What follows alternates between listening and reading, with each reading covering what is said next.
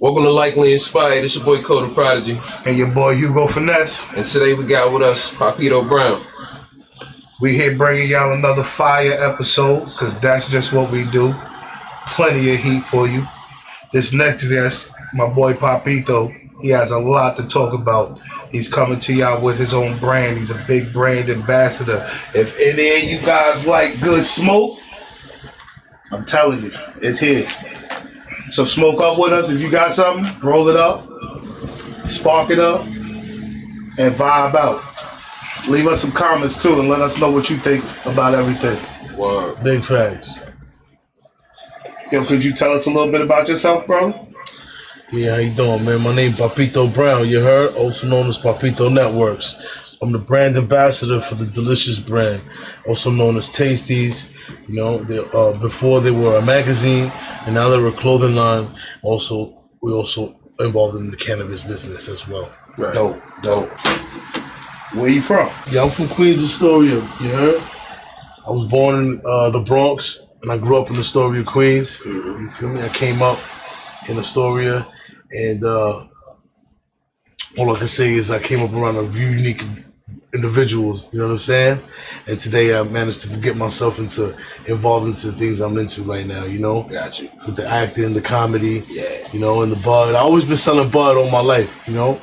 But it just, things changed when I went up top, and then, you know, I had to maneuver differently through the years, you know what I'm saying? How's it like? What is it like going from being out there on the streets doing the illegal pitches of the bud? Because, you know, it never was legal until years ago. Right. And how is it going from that to now it's legal to be able to push your brand and all of that stuff? Well, that's actually a good question, man, because for example, I got locked up in 2019, the beginning of 2019, January 31st.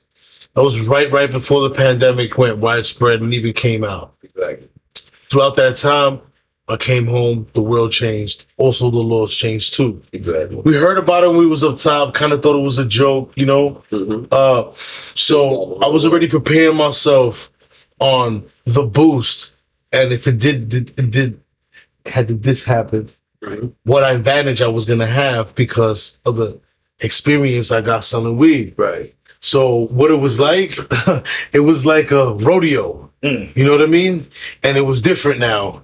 It was like I could be at a light, smoking my weed, and the DTs ain't saying nothing to me. Right. When you're a real gangster, you can look at the police and say, "What's up? What's going on, man? You really want to fuck with me for this shit, B?" You know what I'm saying? You know what I'm saying? So that part changed it. And then came along the whole commercial business with people don't call the guy with the weed. People don't go to their phone and call the guy for weed anymore. They go down to the smoke shop. Right. You know what I'm saying? They don't got to worry about a nigga telling them 5 and 10 minutes, 15 minutes, and he came back 3 hours later. Right. You know, they go to the store. That's gratification. Person that thinks most smoke shops got the dirtiest weed in it. Some doing something. No, I'm not talking about dispensary. They don't have the best. I'm not talking about dispensary. I'm talking about like your Aki smoke shop. Yeah. I'm gonna keep it a buck. Got weed Because they're That's what cheap. I'm saying. Like, Most of these guys in the smoke shop owners are not interested in I'm gonna keep it marijuana 100. I done been in how good it dispensaries is. with bad weed, and I done been in smoke shops with bad weed. You either got it or you don't. Yeah, most of the owners don't care about having good weed or bad weed. They're looking at it as how much can I buy this for, and how much money do I make out of it? You know, they don't care if it sits in there. They sit it in a fucking jar and they put it in the thing and they put a price, you know, and they sell weed for a fraction of what we sell for. They don't care about it. They're not bud tenders. They don't really know. You know, it's a different type ain't of no moisture packs in there. It's a different type of drink. Like to be honest, that's in a different class itself right now in New York. It's like, you want weed? He's gonna ask you, what do you want? You want smoke shop weed? You feel me? Because you're gonna get some boof, you know what I mean? Right. And you want some cocaine stuff, you know, you're gonna still get it from the guy that's been selling weed regularly. Right. And you want You call the head high? you want some top shelf, you're gonna get Deliciouz and better. You know what I mean? Yeah, we had that conversation the other day where I was telling them about head highs. And I was telling them the average weed head just want to get high. You know what I'm saying? So they just basically smoke the smoke, you know what I'm saying? When most people don't really smoke for clarity and quality. They just like, yo, I want to get high to bump that edge off. You know what I'm saying? So I call them a head high. Yeah, the average pothead don't know if he like a sativa or indica. You know what I'm saying? Thoughts. So I mean, like, you know, a lot of people saying these big companies are coming in now, and you know, the people who really, you know, did this shit, you know, built, you know, off the backs of, you know, how it works, and they coming in and they're making money. What you think about legalization and that whole aspect? Well, I just think that's a little bit of hard. That's just a hard price to pay right now. If you're a person that's getting hit with that wrath, you know, I could say me. I'm blessed. I got lucky. I bumped into the Deliciouz guys, you know what I'm saying, about last year, you know, off of my great determination and my hustle and my push on how I eat, sleep, and shit this stuff, you heard? And I was out on my leisure time and I still bumped into these guys, you heard? So that says, like, you know what I mean? Like, it is gonna make you or break you now. Now, all I can say is on that is, yo, it's really fucked up on how some of the dudes that pioneered some of the bud, and I know a lot of dudes that was first doing it in candy wrappers. There was some kids from Corona, you know what I mean? That first, as a kid, I know Twist from where he got deported, you know what I'm saying? Big up to Twist, you hear me? One of the first dudes to put the bud in the sour patches, you feel me? The sour bags and the flat bags, the flat. I got sour, yeah, the candies used to come. Yeah. He used to stuff the eighth, break it up a little bit, stuff the eighth in there, close it back up. One of the first dudes in the hood, and he was booming with that. And one of my other boys, they used to say where he was saying, yo, like, that kid's onto something. And we were like, nah, I never thought about it. In fact, he was. Yeah. He was actually in the future. You know, he's one of the first ones that thought about it. And then came along where naturally that stuff was going on in Cali, you know? So Cali is more years into legalization than us. You know what I'm saying? So that's what we always, that was always our crush. You know, Colorado. When you say weed legalization with weed, we always think of Colorado, Canada. You know what I'm saying? And Cali. So you feel me? Putting in the Sour Patch bag. That kind of remind me of, like, you know, we was out here putting our bud when we'd be in the car with the fake soda cans and all that shit. Facts. Yeah, Facts. Let me ask you a question. What's a typical day look like for Papito? When you wake up in the morning, you roll up that good old Deliciouz, but what is the strand that you choose? You know what I mean? Motivation. Then what pushes you through? I'm not gonna lie, man. Sometimes, you know, I have my own personal pick. You know, I am the ambassador of the brand, so my opinion does matter. Or like, so I try some of the exclusive brands. Sometimes I have something that nobody else has, or only my dudes on the South might have, because they get it first. You know what I'm saying? I told you that we combined with 808 Mafia and their 808 Sweets, and they, you know what I'm saying, and they get certain things priority. You know what I mean? So then I'm along with that, and I get to try on some of the flavors. So when I wake up, I wake up, I open my eyes. You know, I say a prayer to my pops' corner, you know what I mean, where his ashes are. And I say a prayer. I get up, you know what I mean, take a deep breath. If my mom's home, I'll check up on her, you know what I mean? And go to my phone, check my phone, see what type of content hit from the day before. Answer some messages. I might cook up a post after I brush my teeth, before or after. You know, it's all depending on how I feel. You know what I mean? And then I usually like to see if I have any appointments. Do I have to collect anything from any of the shops? You know what I mean? And do I have any other business to tend to? You say you're brand ambassador. What is the brand ambassador? Yeah, that's actually a good question, man. You know, like an ambassador, right? In the actual definition, an ambassador is a person that's a representative from a foreign country. You know what I mean? So you would say that, you know, the owners from the Deliciouz and Tasty's brand, they're very, very, very private. And I would say that they're actually foreigners that are Americanized. You know what I'm saying? Some of them are born here, you know. And what I could say is I'm the representative for that company, you know, here in New York. So you can kind of say that I'm the ambassador for these foreign people, because they're foreign to our states. Even though they're in the United States, they're foreign to us. You feel me? Foreign to New York. So I would say that they gave me that name, and I was delighted when I said, yeah, I would love it. That actually sounds great. It fits me. You know what I mean? Ambassador P. Ambassador P. You know what I mean? And it's grown on me, and I'm very proud to say, yeah, I am the ambassador. I've been heckled to be from a few people in the past. How did you walk into that position? Yeah. Well, it's a good question. One day, one of my brothers hit me up, and I haven't spoken to him more in a while. You know, it's good when you have friends that you don't speak to in a long time, and you just the love is always there. So this guy called me up and said, "Hey, you know, Papito, I'd like to have you, need your eyes." You know what I'm saying? I'm gonna go to some places, you know. I need your presence and your eyes, and just your energy, and you're my nigga. You know, let's go over here. You feel me? We're gonna go over here and go to this club, and you know we do what we do. And the end of the night, we're gonna end up right. You know what I'm saying? Okay, good. I'll meet you there. You feel me?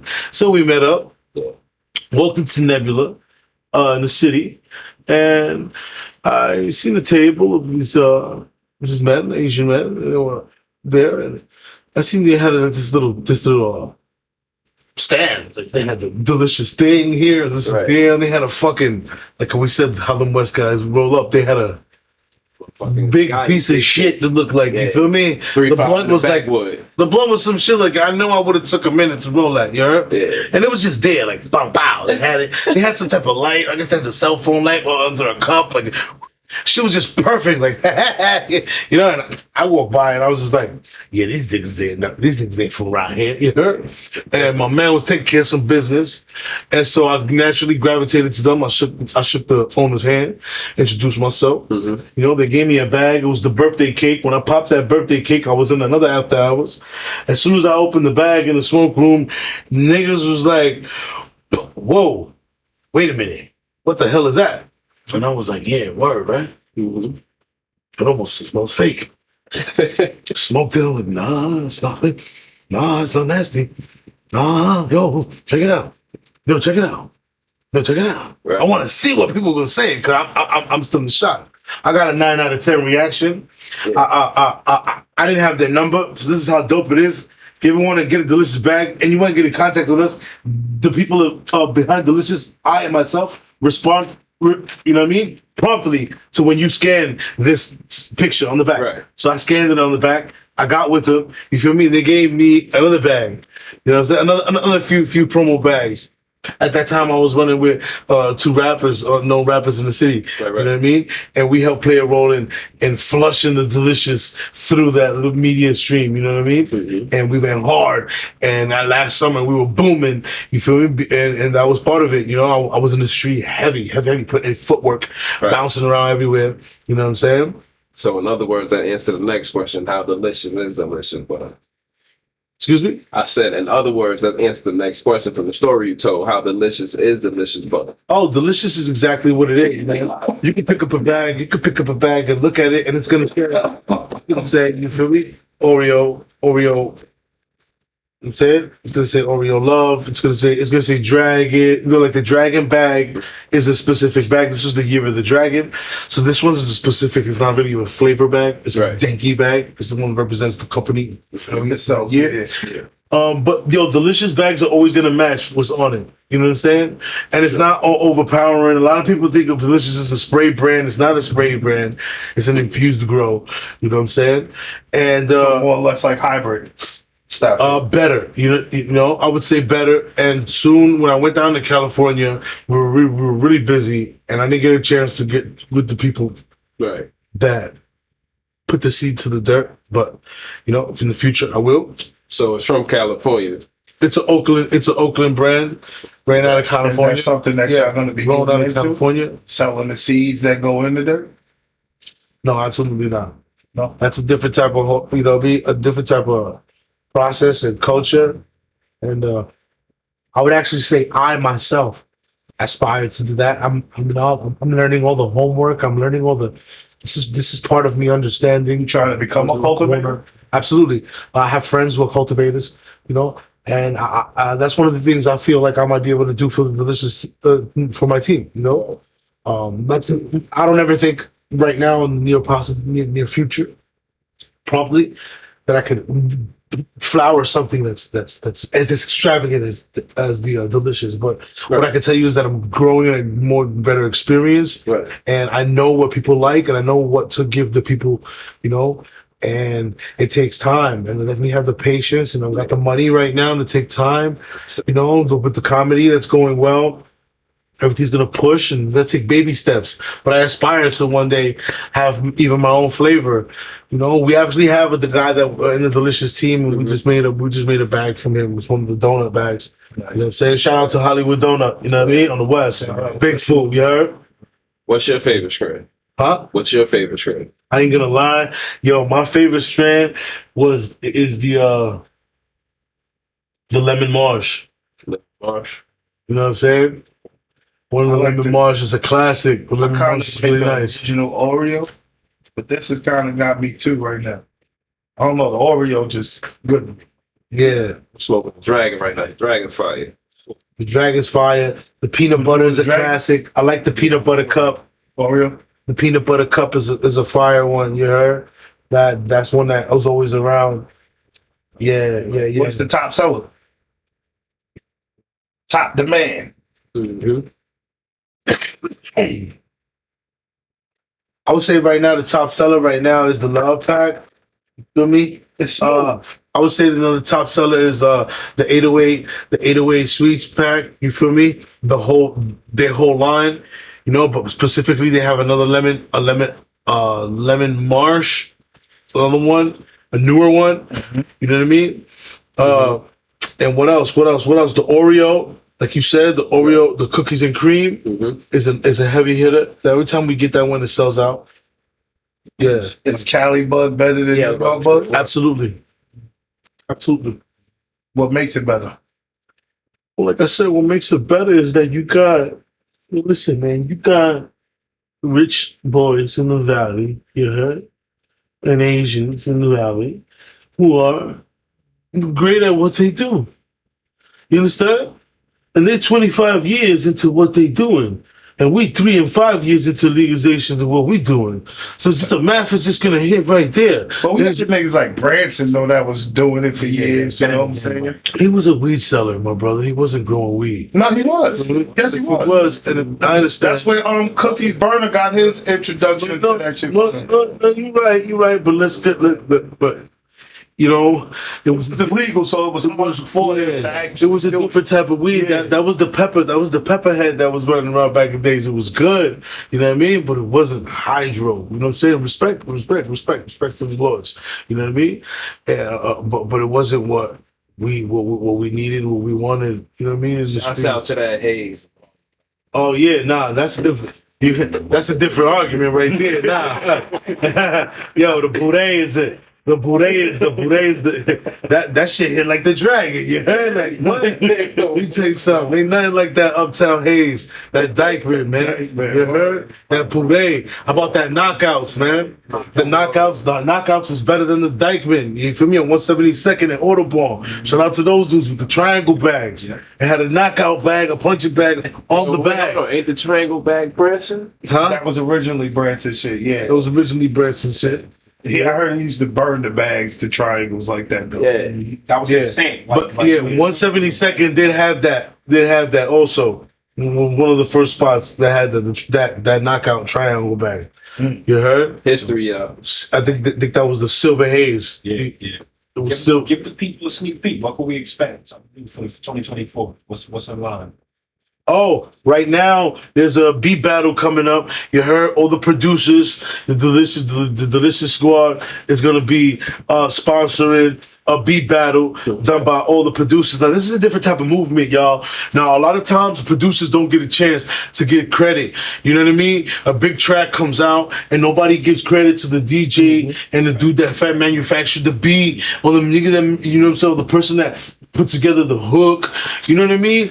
Like that's a very big part of it. So now a very big part of the whole rap industry is the beats. You heard? So a lot of dudes that make the beats don't get credit. So right now, a few of the producers are getting brought out. You know what I mean? I believe it's going to be, the first one's going to be in New York in about a week or so. I'll keep y'all posted. Yeah, we pull up. Stay tuned. You know what I mean? To the Delicious Instagram. Right. Do your peers support you like you want them to? You know, that's kind of funny, man, because I would say this like this. A lot of my peers are people where I'm from. Yeah. And some people where I'm from that I grew up with, some of them ain't around no more. You heard? Some of them put away. But some of them went away and they came back and they ain't the same. You heard? So, you know, along people change. I changed too. I changed for the better. I grew. You heard? I got some growth in me. So understand, like, I got a different light. And the people that I feel support me sometimes don't. You heard? And that's what gets to push harder. It's more gratifying to me when I complete my mission and I look at them and I say, I told you so. Feel me? You know what I'm saying? But I can actually say I'm getting a lot more support from random people. What makes Papito stand out more than others? Or different than others? Oh man, I could say, you know, I'm very experienced on dealing with a wide span of people, man. You heard? Being in prison and being in different parts of like the world, United States, you know what I mean? Just learning different types of people, learning different types of men, you know what I'm saying? And when I say that, different types of individuals, you know, a kind individual, a grimy, shiesty, giving, caring, you know, all these types of characters that came into my life, they helped me and for the better and for the worse, you know? And I can say that what makes Papito stand out is I know how to combine all of that and I know how to keep my shit behind me and not give it to you right there, you know? If I could sit down and tell you all the stuff that I've been through, your jaw would stay open. You know, how I'm still here and I'm still kind. I'm still good to the people that are around me. That's what feeds me. It feeds my aura. That's what makes Papito, is that I do things that others don't. And I'm a last of a dying breed. You mentioned prison earlier, right? And said that you did a little stretch in like 2019 before the pandemic. Would that attribute to what you just said as far as like learning how to hold your shit, you know? Absolutely. Yo, I never realized a wide spectrum of racist behavior. You know what I'm saying? Like I knew white. Hold on, are we talking about from the inmate point of view? No, I'm talking the guards point of view. I'm talking about from the guards' point of view. You feel me? And also from the inmates. I'm talking about, you know, when you upstate, from the guards' point of view, these are different type of individuals, and you really get a perspective view on how they look at inmates, the way they treat us, like we're animals, like we are nothing. I've watched people get beaten and hit off of a line like nothing. Of men that if we was to see them in the street and see them here, like in Long Island, hey, come here, stupid, right away. But these guys are over there and they know that we can't do nothing because we doing 3 to 5 and we knocked the nigga out, knocked this person out. Sorry, excuse my language. You know what I mean? And we knocked this person out, officer out. That's another 2 years, man. Feel like there's any correction within the correctional facility? Oh, nah. Nah, absolutely not. Correction comes from within. From understanding where you got, from being away from your loved ones, and understanding the jungle that you in. And if you blessed, you got in there without getting hurt. You got in and out of there without getting hurt. Get something on your face. You from getting stabbed or even dead. You know what I'm saying? And that's what I can say. There is no Department of Corrections, my brother. You know what I mean? Like these people that work there are working there. They working there just to get some money and that. They don't give a fuck about us. Just like in the pandemic, if things went off, they would have locked them gates and left us there. You heard? Y'all would have had to come up and get us, man. You feel me? They were the reason why most of the people were getting sick. I'm saying, like, y'all would have. They were the reason why the inmates were getting sick. Because the inmates couldn't go out and see nobody. So I would say the correction comes from within the individual of being in prison, of really sitting, and it's on you. Like the last time I was down, I really sat down. I sat down, man. I sat down. The first time I went up top for my bitch ass fucking best friend. You heard? I took the rap on everything. And I came, you know what I mean? And I came home, and they ain't served me with the right loyalty. You feel me? So I had to like shoo away from those friends and that. You know what I mean? But the second time right now, I was being a good person. I didn't even commit no crime. I was being a good person. I went like this to somebody, man, you know, around their neck. That shit ain't no deserve no 2 years, yo. Fuck what you saying, yo. Right. I'm on a hop on parole. Let me get my 90, and let me get this other 90 for choking this little stupid ass. Remember? Yeah, it was like, you know what I'm saying? My bad, you know, but like, yo, nigga was being good to my boy, and I got locked up into something. And when I was up top, man, I was sitting there, yo, and I realized I ended up in the box. Police was on my body. My uncle just passed away. Yo, so I'm like this, playing my music. Police is like on my body trying to tell me something. I sent them to fucking hell. Before I knew it, I went to lay down. The team was at my bed. Hey, get up. Get up, stupid. You think you're tough? What? Boom, pow. Right to the box. Sit there for fucking 15 days. Yo, how hard was it for you to establish yourself as a comedian? It's not hard. It's not hard at all. It wasn't hard at all. But right now, what I would say is a little difficult is finding the time to do what I'm doing, like still handle my business, you know, and pay my bills, and make the time to do the comedy. You got to go do walk-ins. You got to call people. You got to sit down. Sometimes you're going to go someplace and you're not going to get the spot you want to spin on, you feel me? And get on the mic and do your skit. So you're going to go places, and I'm going to places, and people are going to places they really just want to see if I'm serious, what's up with my character. You know what I mean? I understand what it is. So I go, you know, they get delighted with my, and then things is a slow process to that. And then there's also with everybody's a money business. Are you afraid to jump? People want to help you. Crickets? No, well, I probably was. yeah. You know what? It already happened. Like it's okay, and I'm okay with that. You feel me? You know, It's a learning lesson. I'm not even worried about it. Like, you know, What advice you give to somebody that catches crickets? Know what I'm saying? They might get discouraged. Fuck they whole setup. No. Listen. I ain't even gonna lie. Hey, man, if you're ever on stage and you running a skit and, you know, it's quiet and everything, hey, man, just take a deep breath. Look in the middle of the center of the stage and say, hey, listen, y'all, I tried. I'm doing what I love. You feel me? Thank you for the opportunity just to be in front of y'all. God bless. Papitio Networks. Bow and get off the mic. You know what I mean? Watch your footage. You know what I'm saying? Go back. Go see what you said wrong. You know? One thing about me, when I do my shows, is I'm gonna have 3 perspectives, right? I'm gonna have the camera watching me, right? I'm gonna have the camera watching me from over there outside. I'm also gonna have a camera watching the crowd.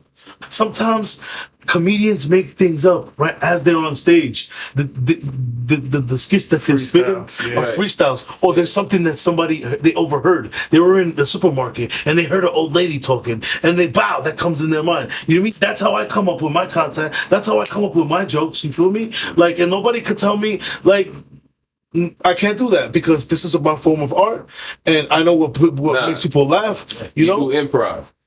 Yeah. Exactly. Yeah. I would say so. Yeah. So, like, what was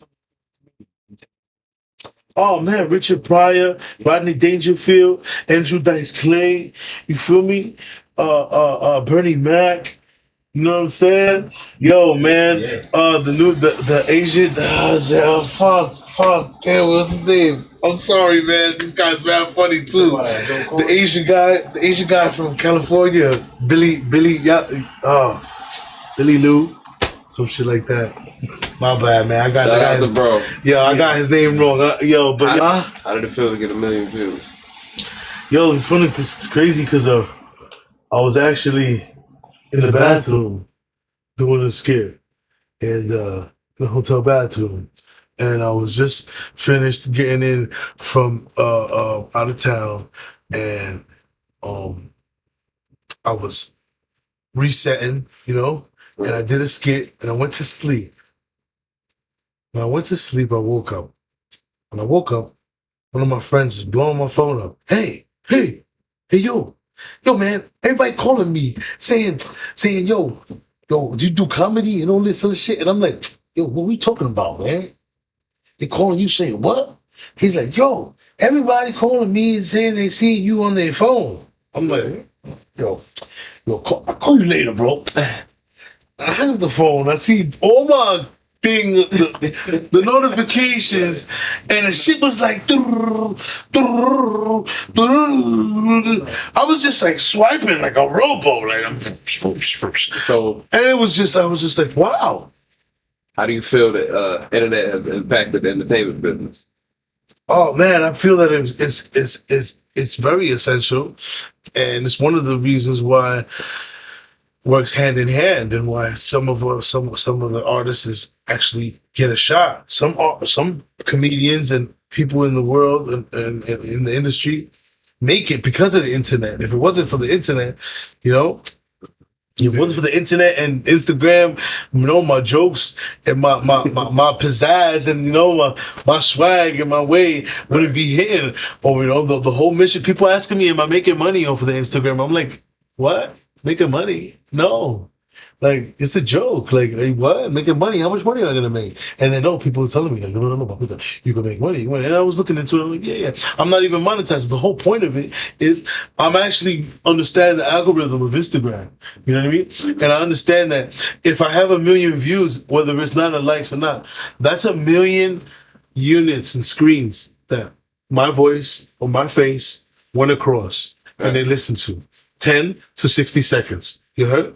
Of my voice and my humor. Some people listen to it numerously. You feel me? Multiple ways, multiple times. You know what I'm saying? And that's even better. Right. You know, and then they go send it to somebody because it shows me when it goes to somebody, and that's what I really like. That's what I really like. I like when I make a post and somebody sends it to somebody. You feel me? When you share it. You feel me? That means I got two. You feel me? So when you seeing 1 million something, that's 1 million something, right? And then you go to the things that it got. How many times it got shared? You feel me? You had that too, because 1 million people shared it 650, you know, sometimes. You know what I'm trying to say? So If you could change something about the industry, what would it be? oh man, good question. If I could change something about the industry, I would change, right, the way that the breakdown is from artist, you know, to a bank. You know what the artist gets, and what's his percentage of an album? What's his percentage of everything? You know, a lot of the companies and the record labels, they know how to cream off the crop. They use the art. The artist is like a, what would I say? The artist is like a mule, you know, and they're really the diamond in the rough. Is that how they treat y'all in like comedy as well? Nah, you know, I wouldn't be able to say so because I haven't been involved in that type of breakdown. However, like I said, I'm gonna bring something new.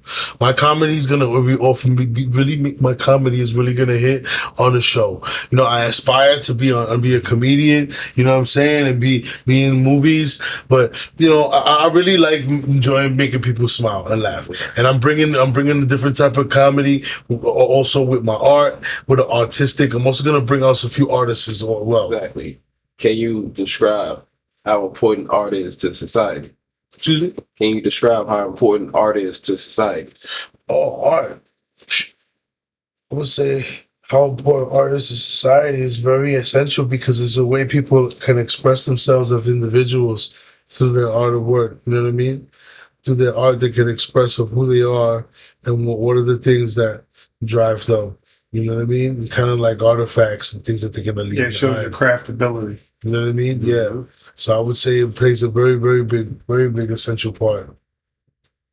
So, you like hip hop? Absolutely, man. I grew up on hip hop. Who's your top 5 hip hop artists?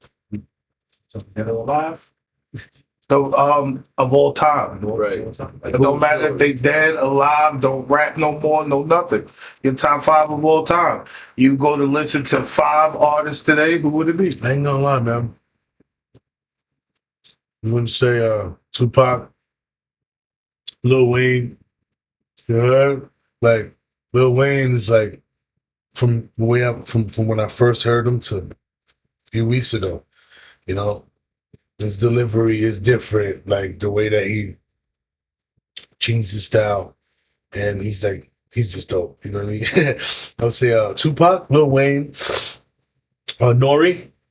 You know what I'm saying? It's like a good trilogy. Get strategy. Nori. That's 3. And then I would say, Mobb Deep. You feel me? Shout out I'm Astoria. Shout out to Mobb Deep. Right? Yeah, I grew up on Mobb Deep. You know what I mean? And then I would say, Jay-Z, man. Jay-Z. Top 5, bro. No Nas in your top 5? Huh? Nah. Yo, hell Wasn't a yeah. Nas fan? Hell yeah. Hell yeah. Okay. Hell yeah. A lot of people always throw the only reason why I asked Yeah, it was that question between Jay-Z is and because Nas, but the first thing that comes to mind when somebody say top 5, I always be ready to hear, like from an older person, I'd be ready to hear Jay-Z, Nas, and Big. You know what I'm saying? For some reason. No, that's a fact. Right. You know, certain things that you just it was listen either for. Pac or Biggie, you heard, but Pac was more. I respect them all. Word. Yeah, Pac was more like, I adapted to Pac more. You heard? Right. Like, anybody knows I'm from Queens, man. You heard? If you're from Brooklyn, you know what time it is, B. You know what I'm saying? I wasn't a Brooklyn motherfucker. I ain't grew up like a Brooklyn dude, you heard? But that's why I grew up like from expected Nas, Queens. though. You know what I mean? Pop. Straight up. Jay-Z was like, You know? no, but I grew Pop. up- And don't then get it Jay-Z twisted. was kind of like. I grew up right around the expected corner from Nas the on that projects. one, You man. heard? I used to be a little kid, and niggas used to be, dudes used to be coming in my driveway to ride my Power Wheel Jeep. You hear me? Talk about big, broad, like dope head looking dudes. You know, and I got nothing to do but you know what I mean? Make noise for my pops and my uncles, and they coming out and spanking shit. Right. You know what I mean? I'm watching this like, oh, okay, yeah. It was lit. You know what I mean? But you know, people. It's safe to say, people in Brooklyn in the 80s and 90s grew up than people in Queens in the 80s and 90s. Astoria. Straight up. How New York are you? Huh? How New York are you? 100%. You You're heard? 100% That's New York? right. What's your number 1 New York sports team? My number one New York sports team. Top New York sports team. I mean, doesn't matter if it's like, I'm so New York. It don't matter. Baseball, basketball, what is it? just sport. Period. It could be a fucking hockey team. Yeah, I'm We got so a bunch New York. of them. I'm Knicks, New York. man. You heard? The Knicks. Okay. All right. They're gonna come to hold it down for New York. They're gonna say the Knicks. It's not like going to a Knicks game. I don't even watch basketball. You heard? You heard? It's not like watch it. Go to a Knicks game though. You hear me? Yeah. Get some good seats in the Knicks game. Yeah. Yeah. It's gonna be lit. You feel me? You're gonna you feel all that energy, and you might even swag something. You know, depending on how you are. But yeah, I've been to a random Knicks game. I had some good seats. You know, Right. second landing. Right there, Mm-hmm. you know. Right. Yeah, right there. You know. You're not a. Yeah, they told me to shut up. I was too loud. That's how close I was. You feel You're me? not a. You're not a basketball fan, right? But what sport do you watch? Oh, football. When I do watch sports, What's I your watch football. What's your team for football? What's my team? Well, my pops his team was the Jets. So I grew up watching the Jets. I don't really like the Jets too much. I like the Steelers. You know what I mean? Okay. Okay. I like the Steelers. I like how they play. I also like oh man, I want to say the Rams. You know what I mean? Hey. I like the Rams also. You know what I mean? And don't get it twisted. Like I like football. I like watching football. I'm really just telling you these teams because I like how their jerseys look the most. You feel me? Yeah. I was about to say, I'm really ain't a football fan, but I do. You know what I'm saying? But I like them. I like them. I like them, and I like them because of the jerseys. You feel me? Right. I'm not a football fan, but I definitely choose my shit. You know what I'm saying? Yeah. I'm a Patriot all day. My Okay. shit. Yeah. Patriots are good too. Yeah, they haven't been good in a while, but good enough for me. You know what I'm saying? And since we had jumped off a little bit of topic, Right. what about your top 5 unsigned artists? Like who are unsigned artists that you're listening to right now? If you're listening to it. I wouldn't say, damn man. Oh, big up to Crime Life Cast. You heard? Shout out to Crime You know what I'm Love saying? Cat. I would say he's one of them. You feel me? Right. then I would say, I'm not really too heavy into the drill rap. I'm not a fan of the people rapping and sounding like a villain. Or nah, Crime's music is not like that. And I was up top with son. You feel me? So he's a good dude. So I would say him and Underground Cortez. You feel me? I'm fucking the rapper Cortez. I like OMP. Nice. Okay. OMP, you feel me? Fire, you know what I'm saying? So, Who else? I'm gonna say Royal Flush. Shout out to Royal Flush. The Royal You heard? Big up Papitio Networks. Shout, you already know. Royal Flush, and then who's that? Who else I got? Damn, man. I would say that's about it, man. I don't got another one. That's cool. Yeah. If you can go back and tell your 18-year-old self something, what would it be? Oh man.